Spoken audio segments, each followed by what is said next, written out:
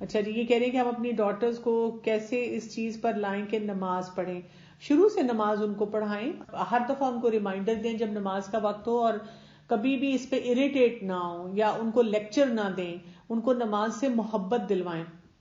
جب آپ نماز کے بارے میں ان سے ایسے بات کریں گے تو پھر ان کو احساس ہوگا. اور چھوٹی چھوٹی اچھی کہانیاں جو ہیں وہ آپ سناتے رہیں، واقعات بتاتے رہیں، اور جب بھی وہ نماز پڑھ لیں تو آپ خوشی کا اظہار کریں، بجائے اس کے کہ ان کو لمبی لمبی باتیں ایسی کریں کہ ان کے دل کو جسے کہتے ہیں تکلیف پہنچے. ایسے نہیں ہونا چاہیے. کہ جی اور ریٹن آ رہا ہے question, I am related to mental health. I think most confused professionals are lady doctors. We normally apply all or none principle in our lives. We think if we are giving time to kids or husband, we ignore our career, and other way around. How to manage professional and personal life, especially being a doctor? Because most girls think اگر گھر بیٹھ گئے تو پڑھائی ضائع ہو جائے گی. جی بالکل آپ صحیح کہہ رہی ہیں کہ جو پروفیشنل لیڈیز ہوتی ہیں ان کو جو ہے کافی زیادہ چیلنجز ہوتے ہیں. پرابلم ہماری یہ ہے کہ ہم نے پروفیشن تو اختیار کر لیا لیکن ہم نے اپنی اسکل بلڈنگ نہیں کی اور ہم نے اپنے آپ کو امپاور نہیں کیا.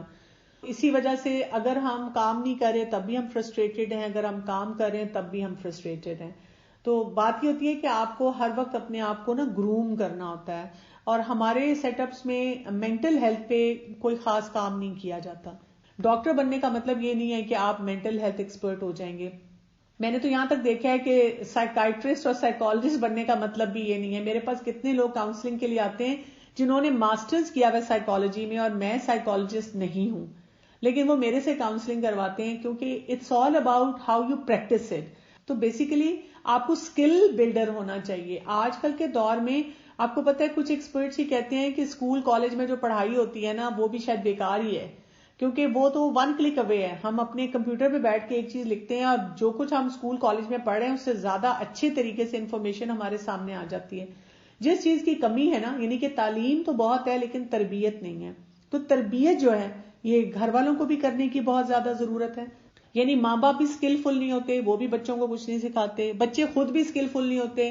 ہر ایک کا فیس بک، انسٹاگرام، اسنیپ چیٹ، ٹویٹر، سارے اکاؤنٹس چل رہے ہیں، ٹک ٹاک چل رہی ہے، لیکن جو نہیں چل رہا، سیزنز پہ سیزن چل رہے ہیں، لیکن کوئی اپنے آپ کو گروم نہیں کر رہا. اکثر لوگ جب مجھے پوچھتے ہیں کہ ہمیں اسٹریس بہت ہے، ہمیں غصہ بہت آتا ہے، ہمیں پیرنٹنگ نہیں آتی، جب میں ان سے پوچھتی ہوں کہ آپ اس کے بارے میں کچھ پڑھتے ہیں یا کچھ کام کرتے ہیں، نہیں ہم نہیں کام کرتے، ہمیں پتہ ہی نہیں ہے. اور اتنی معصومیت سے پوچھیں گے، اس کے لیے کچھ پڑھنا ہوتا ہے. اسی طرح سے جیسے آپ نے پوچھا کہ پروفیشنل اور جو ہوم لائف میں ہم کیسے بیلنس کریں، آپ یہ صرف یہ ٹرم ہی لکھ دیں گوگل کرتے ہوئے کہ جی ایک بیلنس کیسے کریٹ کیا جائے. آپ کو اتنے آرٹیکلز ملیں گے، اتنے آئیڈیاز ملیں گے. روز ایک آرٹیکل پڑھیں اور اس کو اپلائی کریں، روز ایک آرٹیکل پڑھیں اس کو اپلائی کریں، تو آپ کو بہت کچھ پڑھنے کو اور دیکھنے کو مل جاتا ہے. اچھا جی، یہ کہہ رہی ہیں کہ I have 2 daughters age 10 and 11. I want any program for them. If have any, please tell me. They can understand only English. English کے لیے نا آپ الہدا US کی جو سائٹ ہے اس پہ دیکھیں، ان کے کچھ پروگرامز آتے رہتے ہیں جو کہ انگلش میں ہوتے ہیں. آپ اگر ہمارے بچے .com میں اگر آپ اس پہ جائیں گے تو آپ کو یہاں پہ فارم ملے گا. ہمارا آن لائن اس وقت سمر کیمپ ہے، اس کو آپ اٹینڈ کر سکتے ہیں. اس میں ہمارا بائی لنگول سا ہوتا ہے، یعنی کچھ باتیں ہم انگلش میں بتاتے ہیں، کچھ باتیں ہم ذرا مطلب اردو میں بتاتے ہیں، لیکن پیورلی وہ انگلش میں نہیں ہوتا. تو انگلش کے لیے آپ کو الہدا US.com پہ جا کے وہاں کے کورسز دیکھنے ہوں گے اور وہاں پہ ان سے بات کرنی ہوگی. I am stay home mom of 2 kids 5 and 6.5 years. I want to ask how to ignore the negative thoughts and actions given by society or family. How to stay normal and healthy with such situation. آپ نے بہت important سوال پوچھا ہے کہ جو negativity ملتی ہے ایک اسٹے ہوم موم کو جب وہ اپنے بچوں کو بھی سنبھال رہی ہے تو وہ کیسے اپنے آپ کو اس سچویشن میں اسٹرانگ کرے. آپ کو ایموشنل انٹیلیجنس کو سیکھنا ہوگا. سب سے پہلے ہر ایک کی بات کو دل سے نہیں لگانا، لوگوں کی باتیں سننی ہے اور جو واقعی کس چیز پہ توجہ دینا چاہیے اس کے اوپر توجہ دینی ہے. دوسری بات یہ کہ جب آپ کو خود سے کوئی نیگیٹو تھاٹس آتی ہیں تو آپ نے ان کو کیسے ہینڈل کرنا ہے. جیسے آپ نے ایک تو یہ کہ یہ دیکھنا ہے کہ کس ٹائم پہ تھاٹس آتی ہیں، کس قسم کی تھاٹس آتی ہیں، ان کو تھوڑا سا اینالائز کر لینا ہے. اگر آپ نے ہلکا سا اینالائز کیا اور آپ نے اس کو دیکھنا ہے کہ اس کا مثلا یہ کہ کیا اس کام کے لیے میں کچھ کر سکتی ہوں، اگر کچھ کر سکتی ہوں تو میں کر لیتی ہوں، اور اگر میں کچھ نہیں کر سکتی تو پھر مجھے اس کے بارے میں نہیں سوچنا. لیکن اکثر ہوتا یہ کہ وہ تھاٹس بار بار آتی رہتی ہیں.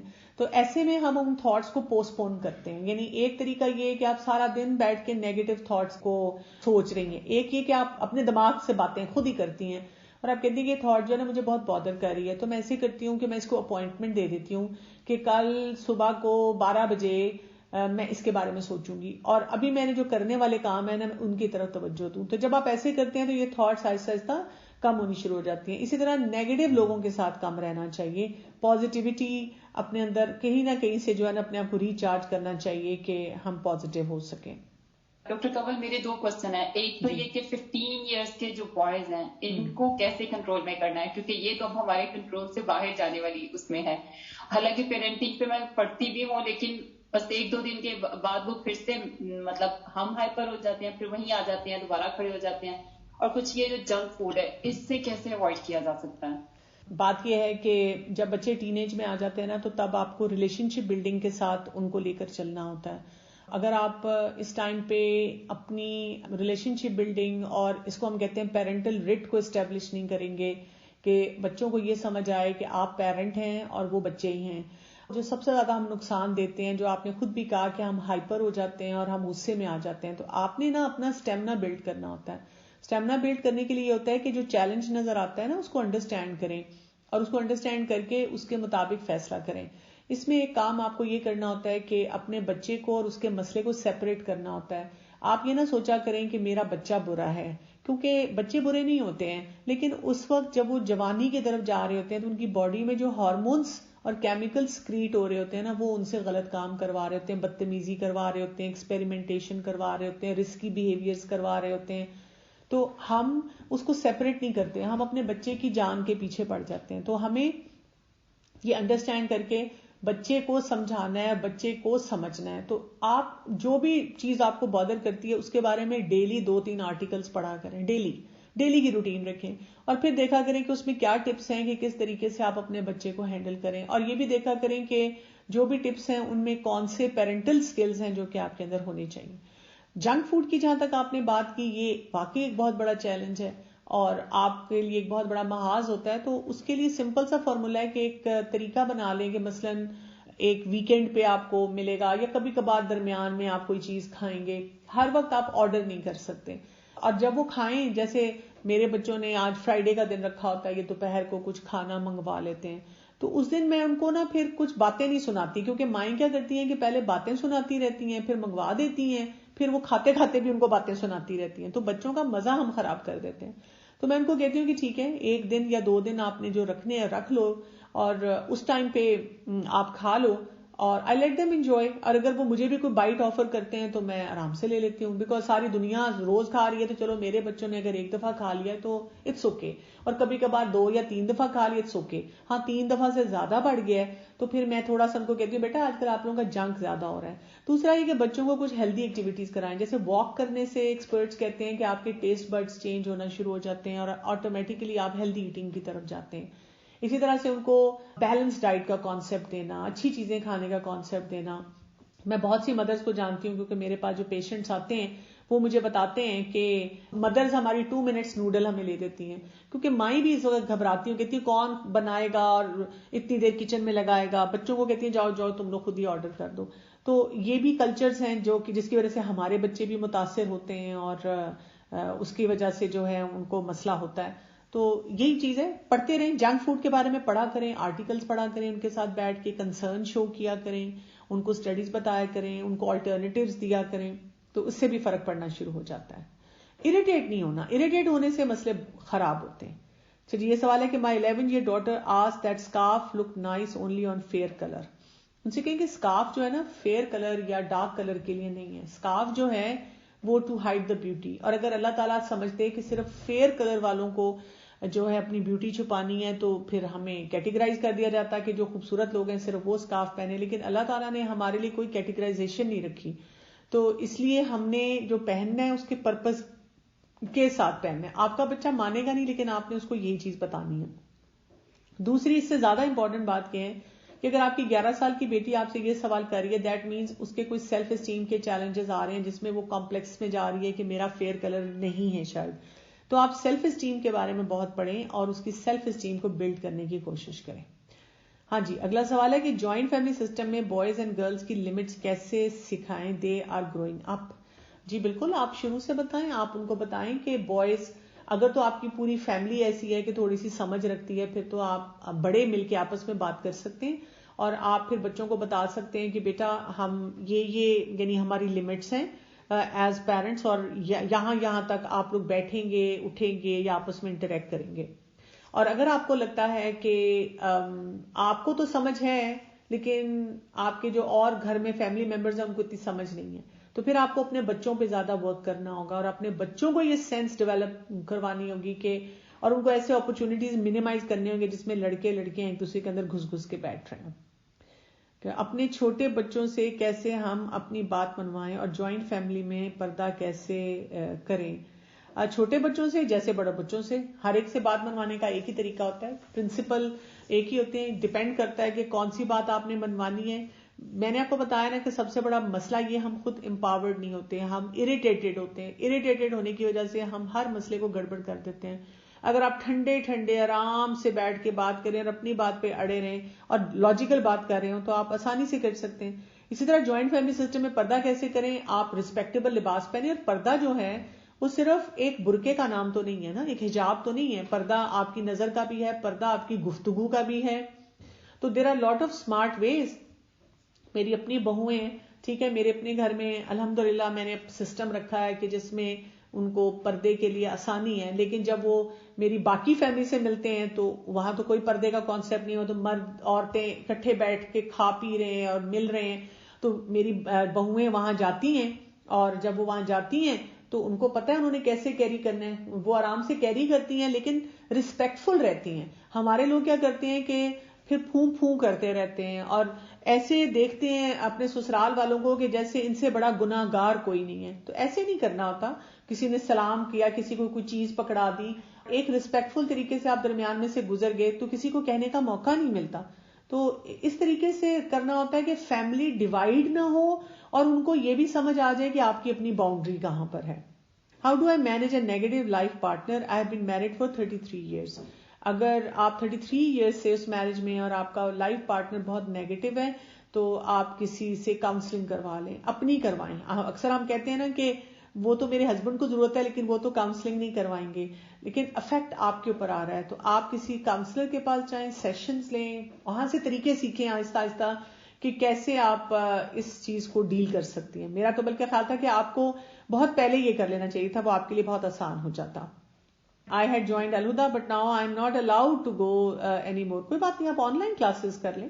اس میں دیکھیں ہسبینڈ کے الاؤ کرنے کی بات نہیں ہوتی. آپ اپنے ہسبینڈ کو یہ کہہ سکتی ہیں کہ یہ کہے بغیر کہ بھی آپ کی وجہ سے میرا یہ, میں سے آپ یہ کہہ سکتی ہیں کہ میں آج کل ذرا اسٹریسڈ ہو رہی ہوں اور میں سوچ رہی ہوں کہ میں کسی سے کچھ سیشنز لے کے طریقے سیکھوں کہ اپنے آپ کو ڈی اسٹریس کیسے کروں.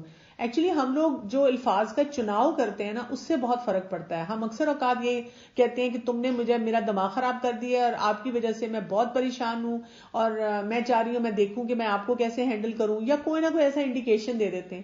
لیکن اگر ہم ایک ریسپیکٹفل طریقے سے کہیں کہ مجھے آج کل بہت سی چیزوں کا اسٹریس ہے اور مجھ سے اکیلے سے نہیں مینج ہو رہا, اور جیسے میں میڈیسن لینے جاتی ہوں کسی کے پاس یا اور کسی سے مشورہ لیتی ہوں تو میں سوچوں میں کسی ایکسپرٹ سے جا کر کچھ سیشنز لے کے کچھ سیکھوں. میکسیمم وہ کہیں گے کوئی فائدہ نہیں ہونا, ایسے ہی یہ لوگ پیسے لے لیتے ہیں. تو آپ نے کوئی بات نہیں, مجھے آپ 3-4 سیشنز لینے دیں, اگر مجھے نہ فرق پڑا تو میں چھوڑ دوں گی, اور اگر مجھے فرق پڑا تو میں اس کے بعد اپنے آپ کو ٹھیک کر لوں گی.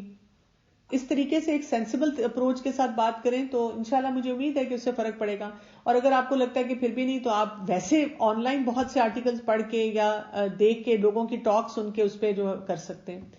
I am badly facing waswasa about Allah in namaz even in tahajjud and I am too much sick of it. اس کے لیے آپ کو دیکھنا ہوگا کہ آپ کے اندر کوئی obsessive compulsive قسم کے behaviors تو نہیں ہیں اور چیزوں میں بھی, کیونکہ جب وسوسہ آتا ہے اور خاص طور پہ اگر آپ حفاظت کی دعائیں, وہ تو I'm sure اگر آپ نماز کر رہی ہیں تو آپ حفاظت کی دعائیں صبح شام کی پڑھتی ہوں گی. اس کے ساتھ ساتھ آپ دیکھیں آپ کا لائف سٹائل کیسا ہے, کھانا پینا بیلنس میں, سونا بیلنس میں, ریلیشن شپ بیلنس میں. تو کچھ چیزوں کو آپ نا تھوڑا سا مائنڈفلنس کے ساتھ کریں یا ڈیلے کر کے کریں. اور اگر آپ کو لگتا ہے کہ یہ وسوسے آپ کے پھر بھی نہیں جاتے تو ضرور کسی ایکسپرٹ کو کنسلٹ کریں تاکہ وہ آپ کو پھر طریقے بتائیں کہ ایسے جو کمپلسو قسم کی تھاٹس ہوتی ہیں ان سے ہم اپنے آپ کو کیسے بچا سکتے ہیں. If anyone continuously says bad about you, اگر آپ نے وہ کام کیا بھی نہ ہو تو کیا کرنا چاہیے؟ کچھ نہیں کرنا چاہیے، اگنور کرنا چاہیے. آپ دیکھیں نا، ہمارے سامنے تو سیرت سے مثال ہے. رسول اللہ صلی اللہ علیہ وآلہ وسلم کو سوسائٹی میں پہلے صادق اور امین کہتے تھے، اس کے بعد لوگوں نے ان کے ساتھ کیا کیا تھا آپ صلی اللہ علیہ وسلم کے ساتھ. تو آپ صلی اللہ علیہ وسلم نے کیا کیا؟ اپنا کام چھوڑ دیا؟ نہیں، وہ اپنے کام پہ فوکس رہے اور لوگوں کو اگنور کیا اور اللہ سے اپنے تعلق کو مضبوط کیا. ایکچولی ہمیں خود شوق ہوتا ہے، ہم جا جا کے ان کی باتیں سنتے ہیں یا پتہ نہیں بہت ہی دکھ مناتے ہیں. تو اتنا ایموشنل نہیں ہونا چاہیے. اگر کوئی کہہ رہا ہے اور آپ کو لگتا ہے آپ نہیں ہیں، آپ نے اپنے آپ کو اینالائز کر لیا تو اگنور کریں. آپ اس کو اپنا مسئلہ نہ بنائیں، اپنے آپ کو بتائیں کہ ان بیچاروں کا مسئلہ ہے، یہ میرا مسئلہ نہیں ہے. تو بس بات ختم ہو جاتی ہے. آپ لوگوں کو نا، جن کو اسپیشلی ایموشنل چیلنجز بہت زیادہ ہوتے ہیں، ایک تو ایموشنل انٹیلیجنس پڑھنی چاہیے.